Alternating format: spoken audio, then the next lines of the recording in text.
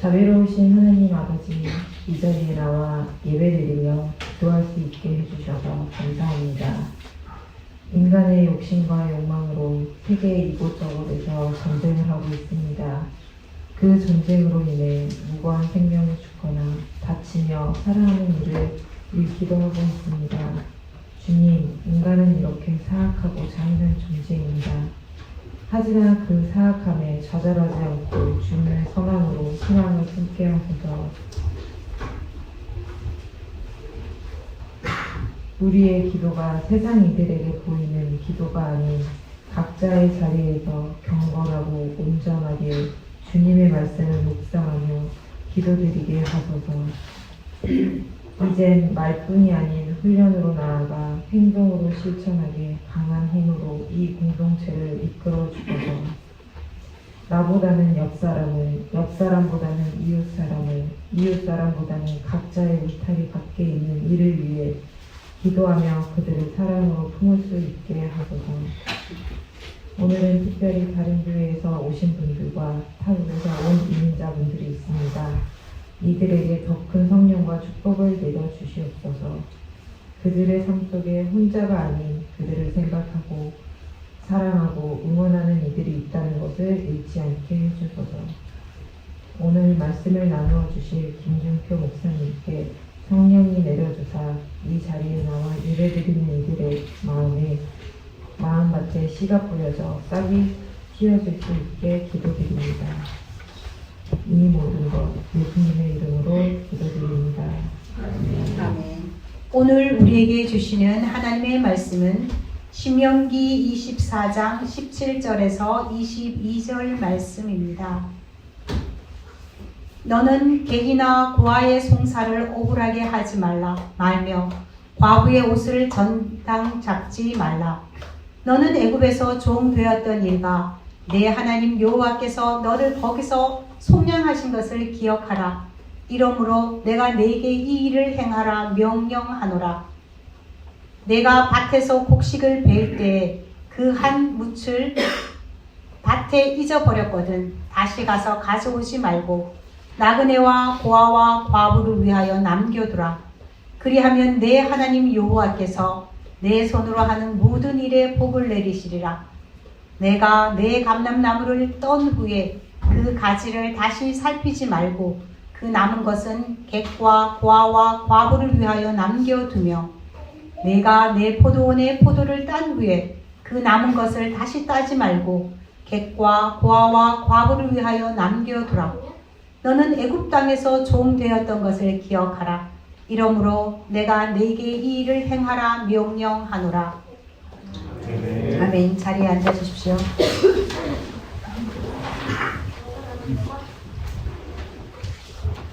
오늘 말씀은 기억하고 남겨두라 라는 제목으로 김준표 목사님과 아시아 평화를 위한 향한 이슈 대표이신 김영아님께서 말씀풀이하여 주시겠습니다.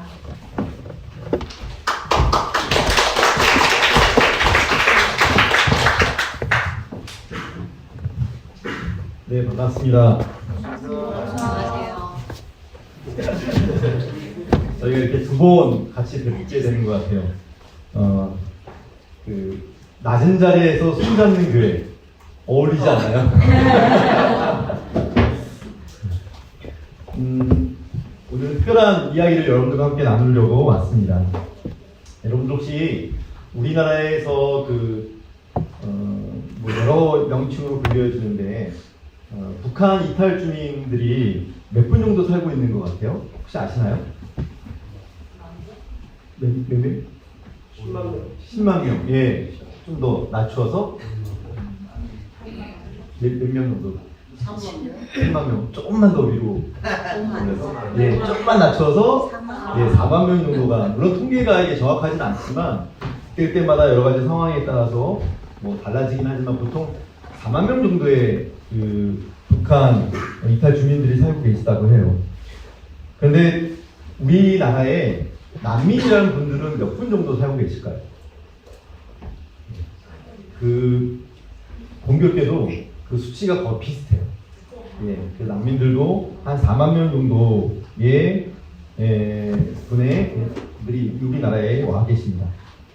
그런데 워낙 이 전체 우리나라 인구수에 비해서 워낙 적은 비율이다 보니까 사실 누구도 그 난민에 대해서 존재를 알고 있지 않거나 또 알려고도 하지 않는 그런 상황입니다. 우리 프레드리크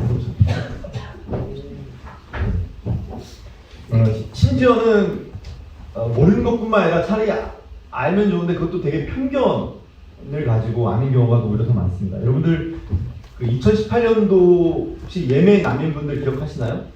사실 그때 그분들 존재 때문에 우리가 난민이라는 단어를 접하게 된 경우가 되게 많았던 것 같아요. 그때 예멘 난민은 561명이 입국을 했고요. 그리고 그 중에서 549명이 난민 신청을 했습니다. 그때 전국이 막 들썩거렸어요. 제가 그때는 촛불교회라는 거리에서 매주 목요일마다 현장에서 예배드리는 그 촛불교회에 실무를 맡고 있을 때였는데, 그때 저희는 당연히 난민을 환대합니다라는 팻말을 들고 광화문에서 같이 예배를 드렸고요. 바로 그 옆에서 대형 스피커를 틀어놓고 주로 교회에서 오신 분들이 난민 반대 기도회와 집회를 열고 있었습니다. 난민 반대에 앞장섰던 그분들은 어떻게 얘기를 하시냐면, 저 사람들은 난민이 아니라 돈을 벌러 왔다, 혹은 무슬림 공동체를 이 한국 사회에 만들어서 이슬람 그 종교를 포기하려고 왔다라고 얘기하는 사람들이 꽤 있었습니다. 제가 지금도 그때 그 기독인들이 그 반대하는 기독인들이 들고 있던 팻말이 지금도 그 문구가 기억이 나요. 뭐였냐면 국민이 우선이다, 난민법을 폐지하라, 그리고 또 하나의 팻말은 무슬림은 테러리스트다 라는 그 문구로 사람들이 막 들고 풍성기도하는 것을 제가 옆에서 보고 너무 걱정이 무너지는 것 같았습니다. 착각도 이런 착각이 없죠. 거짓도 이런 거짓이 없습니다. 이들은 기독교의 신앙이 난민에 뿌리 내리고 있다는 것을 모르는, 아니 알고는 있지만 오히려 기억 왜곡으로 성서를 거부하는 이들이라고 감히 말할 수 있습니다. 우리는 수많은 편견과 착각, 거짓, 왜곡 속에서 사실 살아가고 있습니다. 우리가 하나님의 뜻을 따라 바르게 산다라는 것은 그러한 거짓과 편견을 깨고 진실과 참을 마주하며 살아가는 삶이라고 믿습니다. 여러분들 갖고 있는 성경을 딱 펼쳐 보이시면 저희가 모세오경부터 성경을 읽게 됩니다. 모세오경의 핵심은 뭘까요? 모세오경의 핵심은 출애굽기입니다. 그것을 다른 말로 얘기하면 이집트 탈출기라고 표현할 수 있겠죠. 창세기는 가나안 땅에서 난민으로 떠돌던 아브라함과 이삭과 야곱, 그 세 선조가 야훼 하나님을 개인 혹은 그 가문의 어떤 구원자로 만난 이야기입니다. 출애굽기에 가면 히브리라는 노예이면서 약자인 그 집단이 세 선조가 만났던 그 야훼 하나님을 자신의 구원자로 만나는 이야기가 쓰여 있습니다. 하나님은 이집트 땅에서 자유와 해방을 찾아 탈출하는 그 히브리 난민들의 하나님이 되어 주겠다라고 약속하십니다. 그리고 히브리 난민들이 새로운 정착지에서 살게 되면 꼭 지켜야 하는 법들을 명령합니다. 오늘 우리가 읽은 본문은 모세오경에 여러 가지 법들이 있는데요. 그 법들 율법 중에서 사회 공동체를 어떻게 유지해야 하는지를 말해주는 사회법, 그 중에서도 가을 거지, 추수를 어떻게 해야 하는지라는 정말 꼼꼼한 그 율법이죠. 그 추수법을 언급하고 있습니다. 여러분들 까치밥이라고 알고 계시죠? 예, 우리나라가 이제 감을 지금 딸 때인데 감을 딸 때마다 다 따지 않아요, 그죠? 그리고 물론 높이 있는 거는 이제 손이 닿기도 힘들어서 안 따기도 하지만 몇 개를 남겨놓습니다. 왜냐면 그거를 이제 까치밥이라고 남겨놓는 거죠. 근데 그러한 비슷한 정신을 하나님은 히브리인들에게 꼭 지켜야 하는 추수법으로 명령하십니다. 히브리인들은 밭에서 곡식과 열매를 거둘 때에 깡그리 걷어갈 생각을 해서는 안 됩니다. 일부를 남겨둬야 합니다. 그 남은 몫은 오늘 우리가 성서에서 읽었던 것처럼 누구에게 돌아갈 몫이냐면 사회에서 약자로 살아갈 수밖에 없는 나그네, 다른 말로 외국 사람이죠. 그 다음에 고아, 과부의 것이기 때문입니다. 근데 그들을 왜 남겨놔라 라고 했을 때 이 명령은 단순히 너희들이 자선을 베풀어라 라는 말의 의미가 아닙니다. 왜냐하면 오늘 읽었던 맨 마지막 말씀의 구절에 이렇게 나와 있어요. 너희가 이집트 땅에서 종되었던 때를 기억하라.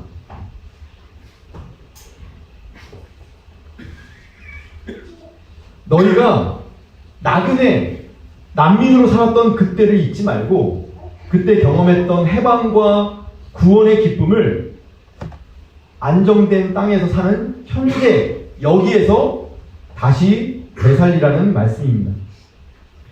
지금 내가 여기에서 베푸는 나눔과 환대, 연대는 내가 하나님을 통해 받았던 돌봄과 해방과 구원의 되살림입니다. 여러분 아셨어요? 예수님도 난민이었습니다.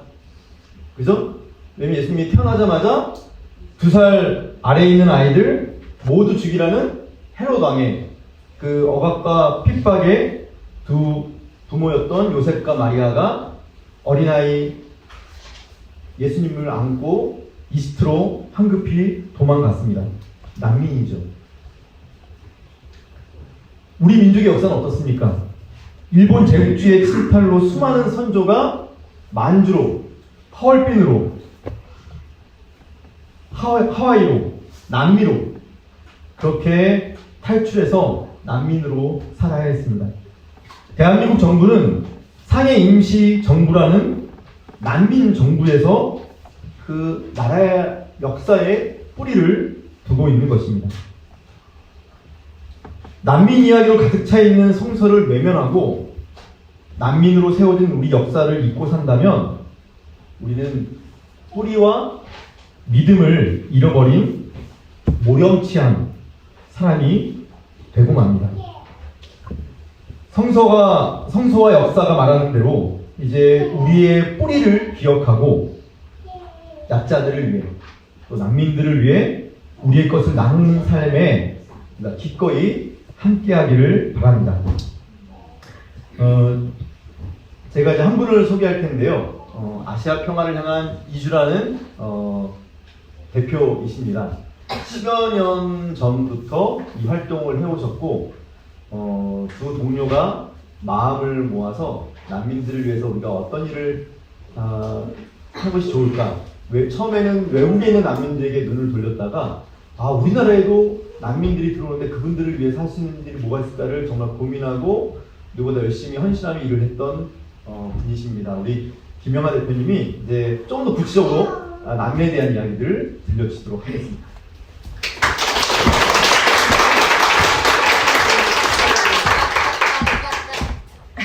고맙습니다. 안녕하세요. 저는 소개받은 김영아라고 하고요. 단체 이름은 아시아 평화를 향한 이주라는 곳입니다. 2015년부터 이렇게 이 단체를 꾸려서 활동을 하고 있고요. 이 난민 분야에서 활동을 한 지는 2013년부터입니다. 그래서 저의 30대를 올곧이 바쳤었어요. 네, 그래서 인턴부터 그리고 경험이 많지 않지만 단체를 만들겠다고 결심을 하고 아무도 대표를 안 해주려고 해서 네, 제가 대표를 맡고 이제 계속 개척하면서 활동을 한 지가 벌써 이렇게 시간이 많이 되었고, 네, 거의 이제 10년 꽉 채운 활동가가 되었습니다. 여러 시민분들 만나고 또 공동체에 찾아가서 이제 한국 시민분들이 또 국민분들이 난민에 대해서 다시금 생각할 수 있는 기회를 만들고자 노력하고 있고, 오늘 이 자리에 초대해 주셔서 너무 감사합니다.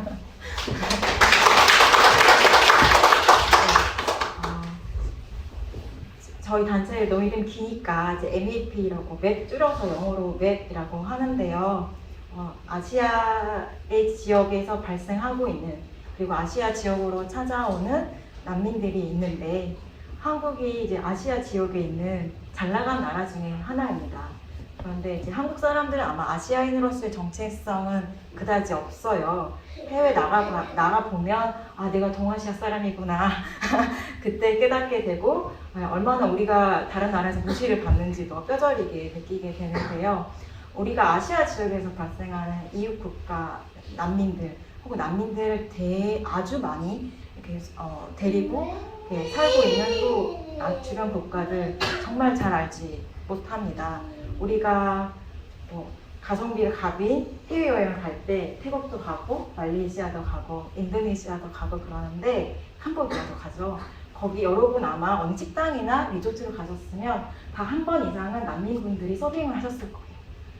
그 정도로 사실 난민이라고 쓰여있지 않기 때문에 그냥 저희 모든 나라에서 도시에서도 난민 캠프만 있는 게 아니라 도시에서도 뭐 아름다운 해변이 있는 이런 바닷가에서도 저희 주민들과 섞여서 자신들의 삶을 끌어나가고 있습니다. 우리는 그들을 이제 그냥 거기 있는 현지인이라고는 했겠지만 굉장히 많은 난민들이 난민의 지위를 가지고 있거나 혹은 가지고 있지 않으면 이주자의 형태로든 혹은 불법 노동자로든 어떻게든 그렇게 살아가고 있습니다. 그래서 사실 여러분은 이미 난민을 만났어요. 그리고 난민들이 아마 식탁에 올린 음식도 드셨을 거고, 난민들이 태국 새우 농장에서 양식한 태국 새우를 드셨을 겁니다. 네. 그리고 한국에서도 난민들이 생산한 제품들을 아마 쓰시고 계실 거예요.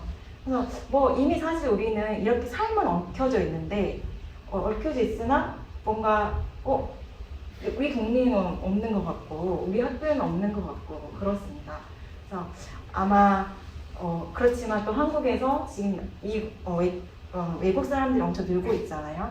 지금 제가 쳐다봤는데 오늘 아침에 250만 명 정도래요. 체류 외국인. 그러니까 장기 체류하고 있는 분들이 250만 명이면 저희가 대도시를 2개 이상 만들 수, 그러니까 광역시를 2개 이상 만듭니다. 그러면 사실 엄청난 수예요. 근데 우리가 이 안에서 난민하면 아까 말씀하셨지만 4만 정도 될 것 같다, 뭐 5만 정도 될 것 같다, 뭐 이런 추측이 있습니다. 근데 전체로 보면 너무 적죠.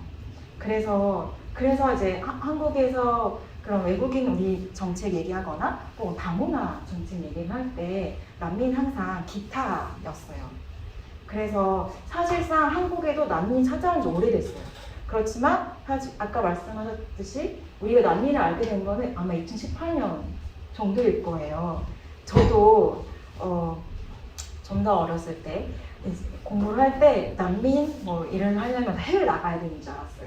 당연히 한국에 있을 걸 생각하지 않았고, 뭐 그지고 난민을 제가 찝어 생각한 건 아닌데, 뭔가 이제 그런 어떤 상황에 처한 사람들을 보면, 저 사실 호텔 루안다를 보고 너무 이렇게 마음이 아팠어가지고, 혹은 뭐 아프가니스탄 전쟁 때 이제 또 이렇게 강제 이주 당한 사람들을 보면서도 마음이 아파서, 또 팔레스타인에서 어렸을 때부터 계속 분쟁 속에서 자라면서 혐오를 갖고 자라는 아이들 보면서 뭔가 이런 사람들에서 일을 해야겠다 생각을 하다가 다 해외에 나가야지 이런 분들 만나는 줄 알았는데, 어느 날 서울 한복판에서 미얀마와 콩고 민주공화국에서 오신 난민분들을 보고 제가 깊은 반성과 부끄러움을 느끼고 한국에서 이제 난민 지원 단체에 후원을 하게 되고, 후원 단체의 소식을 받아보다가 굉장히 제도가 만들어져 있지 않고 시민 단체도 굉장히 소수의 단체가 너무 영세하게 운영하면서 덮고 있고,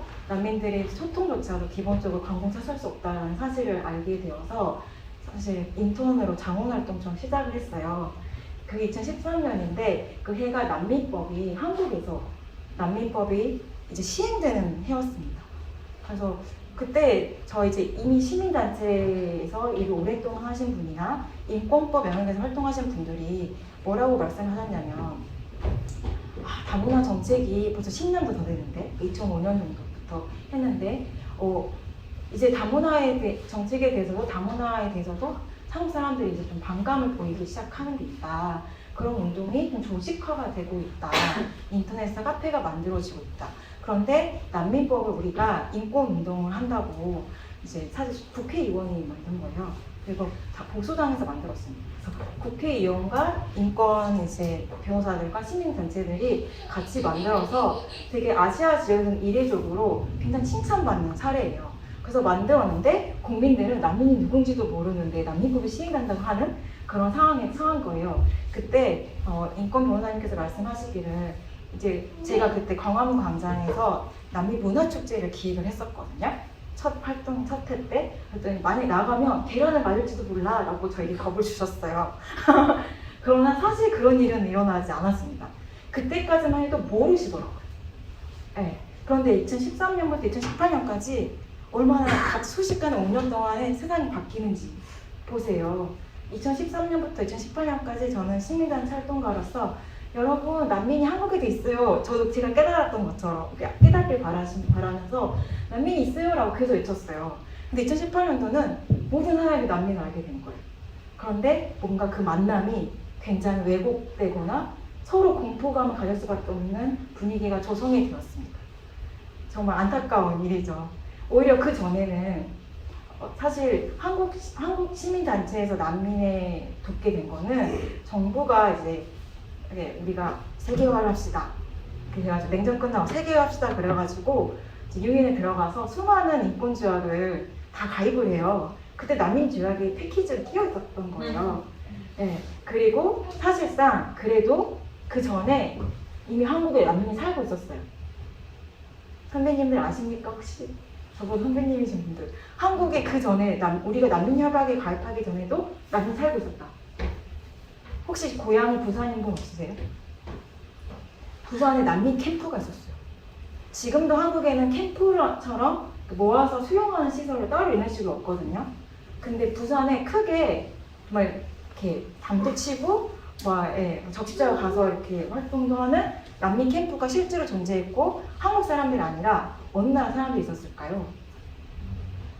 베트남. 네, 맞아요. 베트남 사람들이 있었습니다. 작년에도 저희가 아프가니스탄에서 이제 저희 파병을 했다가 저희가 철수를 하면서 우리에게 조력한 사람들을 데리고 왔잖아요. 그래서 난민을 데리고 온 거죠. 그것 마찬가지로 저희가 베트남 전쟁에 참전해서 이제 탈출을 하면서 또 작전으로 데리고 나온 분들이 있었고 그분들이 최초 이제 난민 캠프에 부산에 정착을 했고 나중에 이제 태평양에서 보트피플이 아시아에서 최초 보트피플이 생겼잖아요. 그 베트남 사람들이 그 배를 타고 막 흘러내려오는 사람들을 태평양에서 구해 오면서 부산에 정착시켜서 난민 캠프가 사실상 거의 20년 있었습니다.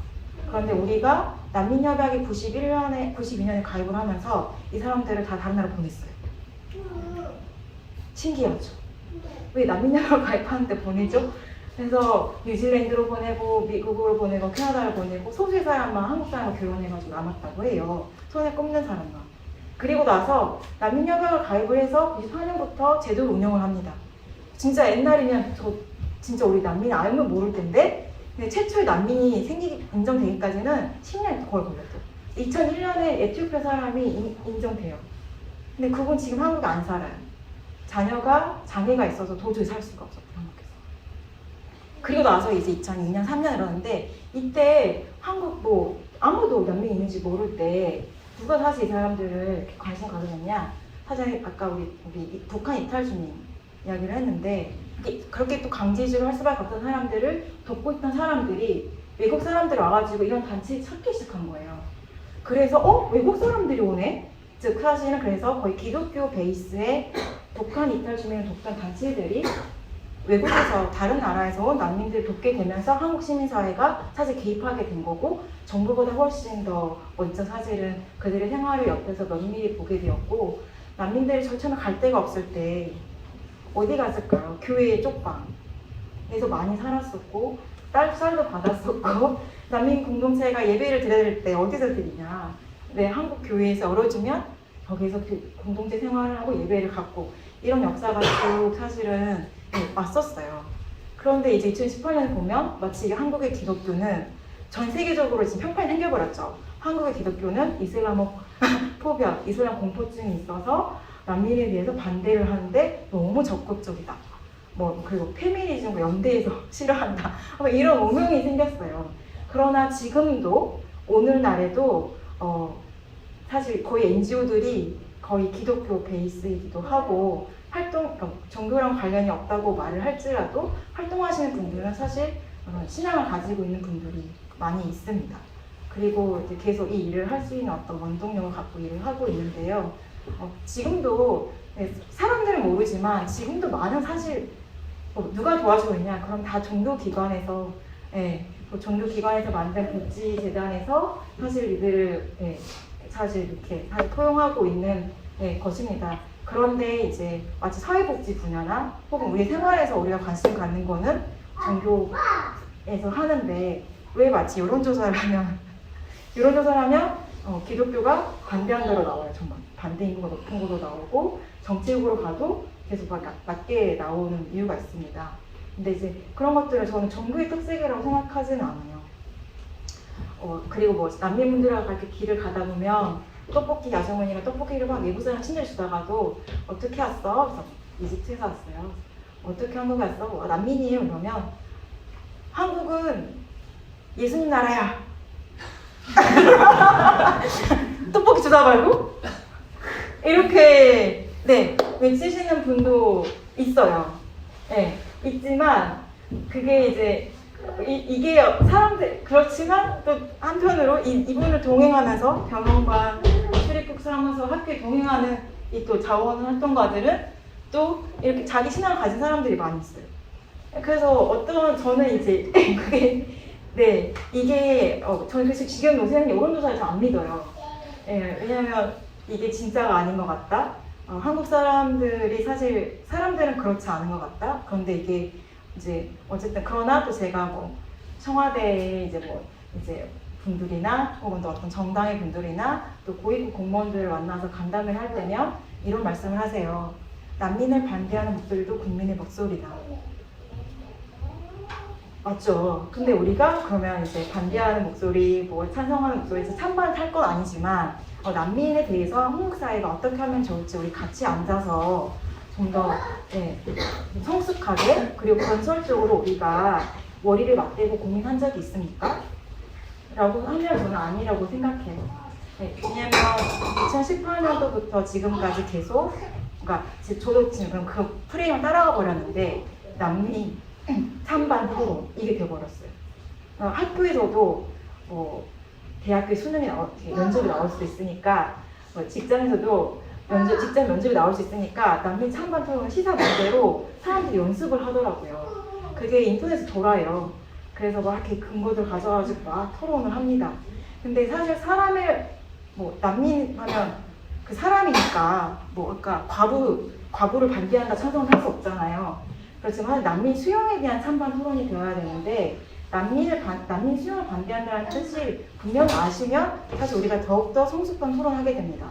그 말은 무엇인가 하니 아까 태평양 바다를 떠도는 그 배에 탄 사람들이 내가 큰 배를 타고 가다 보다가 태워줄까 말까의 문제인 거예요. 15분이 지났다고 제 시계 보고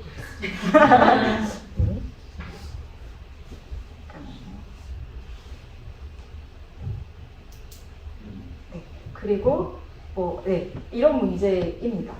사실상 그 베트남 보트피플을 존경하는 사람 중 한 분인데 한 선장님이 계세요. 당시에 그 태평양에서 큰 원양어선을 모시다가 바다에 있는 베트남들을 건져 올리시고 한국에 데려왔다가 모진 고초를 당하신 분이 있습니다. 그 사람들은 살았는데 그분은 직장을 잃었고 그분은 국정원에 끌려가지고 저도 봐갔고, 네, 직업을 잃으면서 가족도 많이 무너지고 건강도 무너지고 지금 통영에 계세요. 네, 근데 이제 그 언론에서 그 살아남은 베트남 사람들이 아까 다 해외로 나갔잖아요.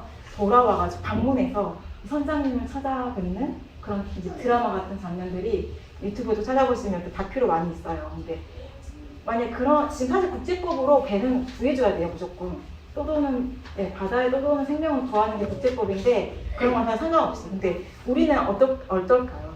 그렇게 할 수 있을까요? 그리고 이런 거죠. 만약에 보트가 이렇게 있는데 우리 배에 5명밖에 못 싣는다. 10명 중에 그럼 누구 먼저 실을 거냐 문제인 거예요. 이 정책 내곤나의 문제가 아니라 난민 수용 문제는 누구를 먼저 희생시켜야 되냐의 문제. 그러면 정말 인간이 윤리적으로 딜레마에 빠지고 그리고 이 사람들을 더 태울 수 있는 방법 고민하게 되고 우리가 뭘 할 수 있는가 그들은 또 무엇을 할 수 있는가를 같이 계획을 같이 짜게 되는 그런 상황이 됩니다. 저는 그런 날을 굉장히 기다리고 있는데 지금 한국에서 많은 문제에 대해서 여론이 형성되거나 정책이 만들어지는 게 그렇게 민주적인 것 같지는 않아요. 오히려 길거리 나가는 목소리만 뭐 여론처럼 되거나 뭔가 이렇게 막 SNS로 막 캠페인 숫자로 투표하는 막 그런 것들이 여론으로 여겨지는데 제가 생각하는 어떤 민주주의는 이렇게 우리 공동체, 우리 학교에 우리가 교회가 있는 마을에 난민이나 이주민이 찾아왔을 때 가서 들여다보고 그들을 초대해서 마을회의 할 때 공동체 회의할 때 같이 하는 거예요. 그 사람들의 이야기를 같이 옆에 있는 사람이 들어주는 거고 그들을 대화에 참여시키는 거고 예를 들면 수학여행 갈 때도 뭐 어디 갈 때도 저 애는 그냥 뭐가 안 되니까 못 간대 두고 가자가 아니라 저 사람을 같이 데리고 가는 방법이 없을까? 고민하는 거고 급식이 어떤 애들은 돼지고기를 안 먹는데 어떤 종교는 생선을 안 먹는데 막 이러면 저 애들도 같이 밥 먹이는 방법은 없을까? 그렇게 생각하면 한국 아이들도 아토피 때문에 뭐뭐뭐를 못 먹는데 우리 또 요새 아이들이 어떤 신념을 가지고 요새 고기를 안 먹는 기운동 한다고 고기 안 먹는 애들도 있는데 좀 더 모든 아이들이 더 영양가 있는 음식을 다 먹고 싶은 거 먹게 하는 방법이 없을까? 고민하는 게 저는 진짜이고 그랬을 때 이제 정책을 만드는 분들도 겁을 안 낼 것 같아요. 제가 생각하기에는 그들은 공포에 질린 그냥 공무원인 것 같고 그냥 표를 보는 정치인인 것 같거든요. 개인적으로 그렇게 정책과 개인의 그런 어떤 논리는 다를 거라고 생각이 들어서 이제 그분들이 괴물이라고 생각하지는 않습니다. 그런데 그런 구조 안에서 어쩔 수 없는 선택을 해나가고 있어서 한국이 난민법을 제정했다고 엄청 자랑스러운 아시아 국가임에도 불구하고 아직까지도 여러분 한국이 난민에 대해서 어떤 국가가 로드맵을 갖고 있는지 아십니까? 모르시죠? 지금 바이든 대통령 팔레스타인 이스라엘 전쟁한다고 하니까 빨리 여기 긴급하게 전쟁도 이미 보내시고 전쟁 물자를 보내지만 동시에 발생한 난민이나 민주주의를 고하기 위해서 추경을 해야 된다라면 지금 거기 이제 그 캐피톨 힐에다가 돈 달라고 지금 연설을 1시간 이상을 TV 연설하고 이러잖아요. 투명해요. 돈이 필요해. 모아야 돼. 뭘 해야 되니까 몇 명을 수용하기 위해서 어떤 사람들을 우선적으로 할 거야. 아예 국가가 계획을 세우고 얘네 사람들 바로 이번 구조. 미얀마 쿠데타 났다. 미얀마 바로 구조. 이런 식으로 국가별로 정책도 세우고 요새 언론 기자들이 엄청 탄압을 받아요. 강제 실종되고 살해되는 게 너무 심각해요. 여성 기자들이 더 그렇답니다. 기자들 좀 먼저. 기자들은 무조건 빨리 체크해서 빨리 구한다. 왜냐면 세계 언론의 자유와 민주주의 이런 식으로 어쨌든 저희가 가치적으로 볼 수 있긴 합니다만 혹은 장애인 먼저 한다. 그다음에 부모님이 없는 아이들 먼저 한다. 이런 식으로 정책을 세우거든요. 근데 한국은 아직 그렇지 못한 상황입니다. 이제 마무리하도록 하겠습니다. 5분 지났거든요. 그래서 저는 이제 이런 것들이 아마 이제 의식이 있는 분들 그리고 뭔가 이제 인간답게 사실 자신의 인간답게 살고자 하는 분들 저희가 인간답게 살고자 하려면 다른 사람이 인간답게 살고 있을 때 우리가 인간답게 살 수 있잖아요. 우리의 인성이 다치잖아요. 배가 가라앉는 걸 본다던가 뭐 어떤 사람들이 길거리에 나앉아서 죽음을 맞이한다던가 그러면 그게 그 사람이 그냥 개인적으로 인생이 실패했다거나 그 지역의 뭐 공무원들이 잘못했다거나 그 도시가 뭐 그 사람들 이렇게 만들었다가 아니라 사실 우리 모든 사회의 어떤 책임을 느끼는 것처럼 사실 남녀분들도 그거에서 이제 그런 것들이 저희가 괜찮아요, 괜찮아요. 저 아이가 좀 반응하고 있다고 생각합니다. 네, 그래서 이제 저희 공동체가 먼저 그런 의식을 가지고 이제 잘 알아보고 난민들과 교류하고 또 우리가 분명 낯설고 어렵습니다. 심지어 바디 랭귀지 하나조차도 다른 게 많아요.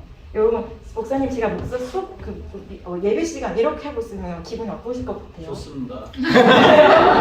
제가 교실에 가서 할수 있거든요. 자, 학생 여러분, 다 선생님을 다 이렇게 바라보세요. 일단 선생님이 안 될 것 같아요. 처음에 한 명이 그럼 괜찮다고 그랬는데 모두가 이러니까 막 무섭다고 그랬거든요. 건방진 것 같고. 근데 이게 집중한다는 뜻이에요. 어느 나라에서는. 절대 집중, 존중합니다. 네, 이 작은 거 하나가, 네, 이거 하나가. 그러니까 이 정도로 다를 수도 있습니다. 근데 빨리 판단하고 저 건방지네? 라고 하고 이제 왜 혹시 뭐가 그런지 왜 그러는지 혹은 왜 이런 걸 대화를 시작하지 않으면 아주 깊은 오해의 길로 가고 서로 실패하는 관계가 만들어지겠죠. 그래서 아마 저희는 대화가 필요하다고 생각을 합니다. 저희 맵이 아주 많은 일을 해요. 이제 일을 이것저것 하다 보니 저희 단체에서 일하시는 분들이 이렇게 말했어요. 난민의 주민센터 라고 말을 했는데 그리고 또 다른 시민단체들 뭐라고 하냐면 맵이 없는 데가 없네? 이런 말도 하셨어요. 근데 저희는 이런 역할을 저희 회사는 안 된다고 생각을 해요. 이번 주만 제가 뭘 했는지 봤어요. 저희 단체가 그러면 병원에 인천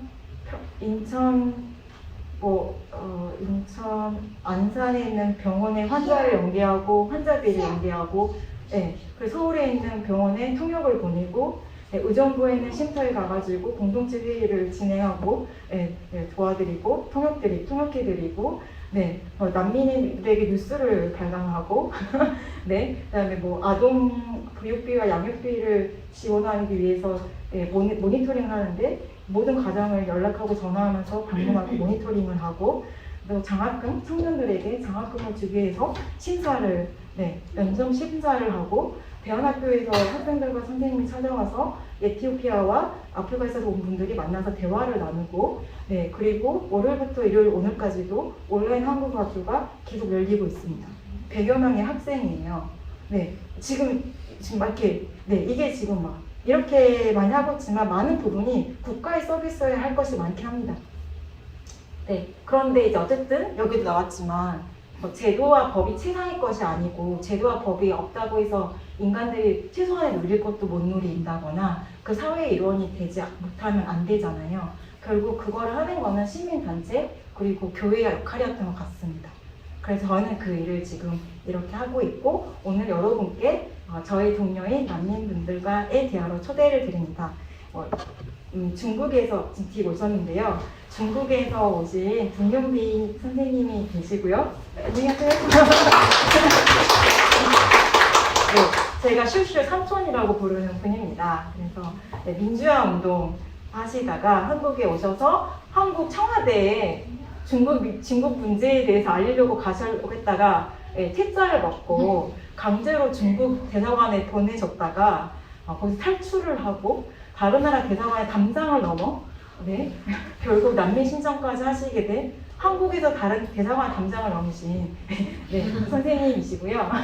그리고 아까 도착하셨던 콩고 민주공화국의 프레디 선생님이 계십니다. 프레디 선생님도 이제 학생운동 하시다가 선생님이시기도 하셨고 또 학생운동 하시다가 세상에 대해서 세상 이치를 깨닫고 콩고에 이제 부패가 너무 많이 나고 우리 민중의 권리가 누리지 안 된다. 민주운동 해야 된다고 하셨다가 북한에 가는 줄 알았다는데 한국에 오시게 된 분이고요. 프레 선생님께서도 여기서 지금 콩고 사람들의 교회 공동체를 이끌고 계시는 목사님이시기도 합니다.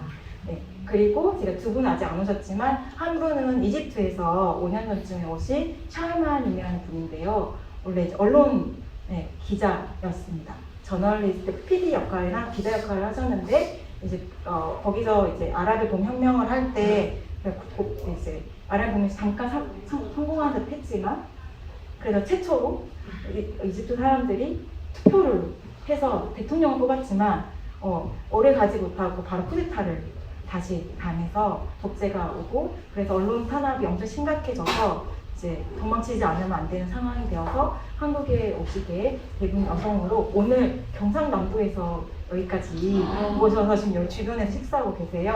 네, 그래서 오늘 이따가 오실 거고요. 그리고 이제 메삭이라는 청년분이 계신데 우간다에서 왔어요. 일찍이 이제 우간다도 난민을 많이 받지만 많이 발생한 나라입니다. 그래서 특히 보면 이제 거의 이제 독재 혹은 뭐 이제 군사 장교들이 권력을 자기만을 위한 권력을 쓰죠. 뭐라고 하죠? 저희는 월롤드라고 하는데 전쟁을 하거나 군인 장교로서 자기 이득만 세우는 이제 그런 사람들 밑에서 많은 군인들이 생업을 하다가 자신의 민족을 죽이려고 하거나 국민들을 죽이려고 할 때 불복해서 난민 되신 분들 꽤 있는데요. 아마 거기도 그런 가족인 것 같고 일찍이 어렸을 때부터 태국으로 피신해서 있다가 한국으로 와서 지금 한국에 난민 상황이 된 거고 고등학교 3학년 때 바로 오자마자 고3 네, 안산에 있는 고등학교에 들어가서 네, 공과 고초를 다 겪은 그리고 지금은 이제 아버님께서 떠나셔야 돼가지고 이제 어머니와 남동생 세 명을 이제 돌보면서 가장 노릇을 하고 있는 청년이고 그래서 열심히 일하고 또 열심히 배우 일도 하고 있는 그런 청년이 봅니다. 그래서 이 네 분을 만나실 건데요. 저희가 등유비 선생님과 매사님을 한 모둠 그리고 프레드 선생님과 샤이바 선생님을 한 모둠으로 꾸릴 예정이고 저희 레벨 스텝이 진행도 하고 통역도 할 거고요. 또 한국말도 많이 섞어서 쓸 거예요. 그래서 언어는 부담 갖지 마시고 오시고요. 저희가 오시면 2시간 동안 즐거운 대화를 갖도록 하겠습니다. 어디서 합니다. 식당에서 한 그룹, 그다음에 여기서 한 그룹. 네. 오후에 다 안내 다시 네. 그래서 이제 그럼 마무리해야 되니까 그 마무리하고 오후에 이것과 식당에서 뵙도록 하겠습니다. 오늘 첫 만남 즐겁게 갖길 바랍니다. 오늘 감사합니다.